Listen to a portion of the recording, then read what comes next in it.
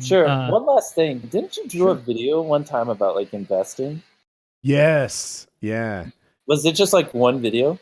It was one good one and then a second one. Is how I would Oh, describe it. dude, It's not that I'm this telling you, have no idea. Younger than me, I watched that and you talked about like I think you talked about like, compound get interest and rich like slowly. Yeah, yeah, 22. and how Yeah. like with a little bit of money at the start, you can make a few $1 million over a long period.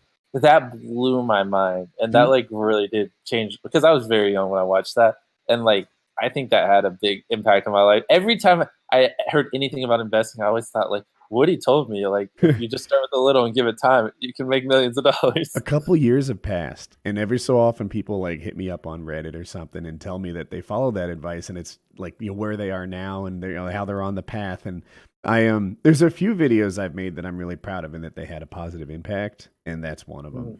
So yeah, I feel really good about that one. People want more, and it's like, I almost just want to make the first one again so people see it. 100%. Yep. But I have this idea about sudden wealth, and I'll lay it out for you. So if you're in a position where wealth gets dropped on you, or maybe you have a short career that's incredibly like the revenue is fantastic, I think about like, what do you do, right? If you make $1 million a year, should you live like a millionaire? And I think this applies to you, but I'm also thinking like UFC fighters or basketball players or whatever. And the guideline I like to give is like, you should live like you are annually making 10% of your net worth, right? So if you're worth $2 million, you can have a lifestyle of someone who makes 200 grand. And then as that ratchets up, right? If you do that next year, maybe you do it again. Now you have $4 million. You can live like someone who makes 400 grand a year. And if you do that, then you will both live nicely and have a beautiful nest egg at the end of it, at which point, you come out of this and say, all right, now I can start figuring out my investing strategy and my long-term lifestyle strategy, right? It wouldn't shock me if you followed that.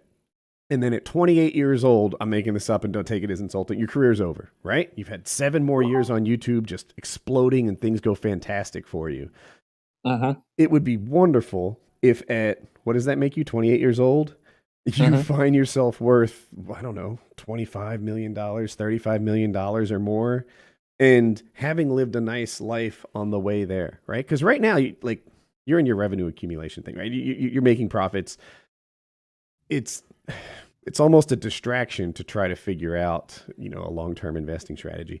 But if you just, It is. yeah, Right now, right. my long-term investing strategy is my YouTube channel, but like YouTube's gonna have like easily a decade run as the biggest video sharing platform. Like there isn't a competitor, and it's like honestly, like what better? Because like yeah, I own or I did, and I've tried real estate and all that stuff, but like there is no better investment than my YouTube channel. There just isn't. Period. Like just I throwing money agree. like that. That's where your time should be focused, and Yeah. on the other hand, I do love what Queb is doing and is diversifying in his video games and his real estate, and that's all great. But like for you, like I would just love to see you sort of, to turn what you're doing into a profit center of some sort, at least keep some of it for you and live on 10% of your net worth, right? I don't know. I couldn't even guess what your net worth Yeah, but is. live on is different because I don't spend shit. Like I drive a shit car and I have a very average house. Like it's literally 100% my videos. Like I bought a BMW i8 and I tried that lifestyle, but I don't care for it. Like literally all I want in life is to be successful, and that's where all my money goes. Because That's there are a awesome, lot man. of people who would make $1 million and not realize that that's not a forever thing, right? But I think if you're in like YouTube entertainment, or if you're an athlete or et cetera, then you have to realize like how I think an average pro NFL player works 3 years, right? He's got a Really? 3, yeah.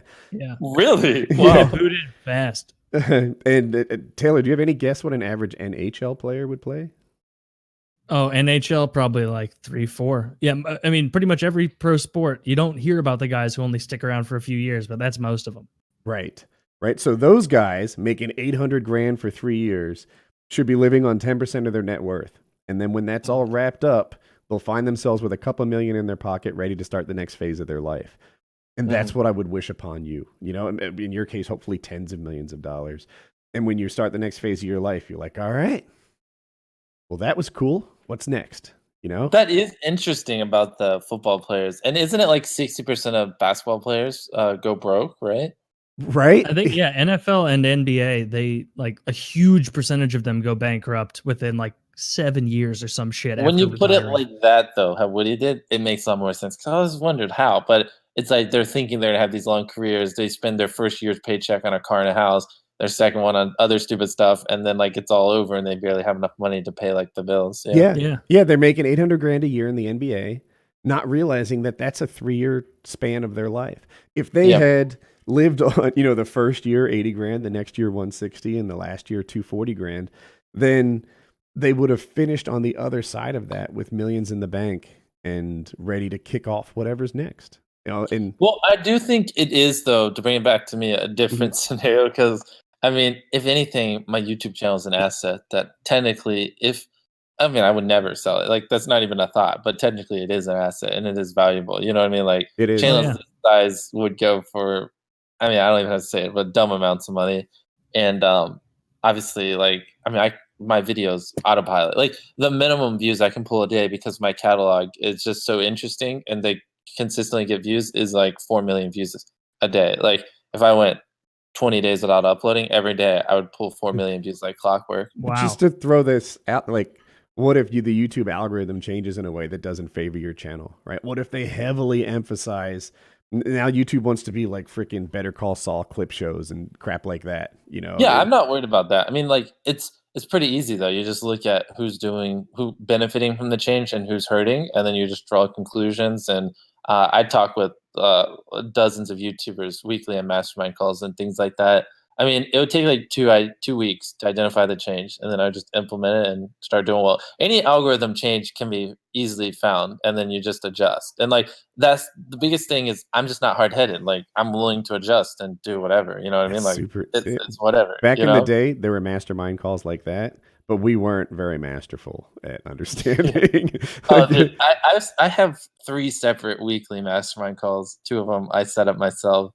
And yeah, we literally assign each other homework. We're like, you go study this, you go study that. But we're at the point where there's nothing else to study. Like it's pretty straightforward now. The algorithm's been the same for years. Yeah, it's I'm you or maybe the new gen of guys, I think, has it worked out in a way that the old schoolers did not. Yeah, that's hiring people. It's investing everything and just putting a lot of emphasis on the ideas and just. Basically that, just in going above and beyond and making sure you always differentiate yourself. Like you just can't find content like this anywhere else. And if other people start doing it, I'm just going to go bigger. Because like I said before, I'm just literally crazy. I don't care. And I think that's why I'm so big and I'm going to keep going big because I'm just not afraid to spend lots of money and I'm not afraid to invest lots of time. And I'm just not afraid of any of it, And I'm not afraid of falling off. I'm confident in my ability to just differentiate myself, and I just don't see why people would stop watching as long as I'm, spending 10 times more and investing 10 times more effort into every video. It's interesting. Yeah, I was the opposite. I was always not afraid of falling off, but predicting and knowing that I would fall off, right? And I would compare it to TV shows, right? Like I don't know what's a modern show that fell off, the Veep or Game of Thrones, or better one would just be Disney Channel. Like Disney Channel used to pump out stars left and right, but now like no one knows who the hell is even on there anymore. And where the hell is Taj Mowry now? Not such a smart guy. With Disney, I don't know. Did their shows get worse, which is possible, or did people just get tired of that show? Right, which is always how I saw myself. Like, I don't think Mail Monday got worse. I think I just answered all the friend zone questions that there were to answer. Enough is enough. And so I always sort of prepared for the end.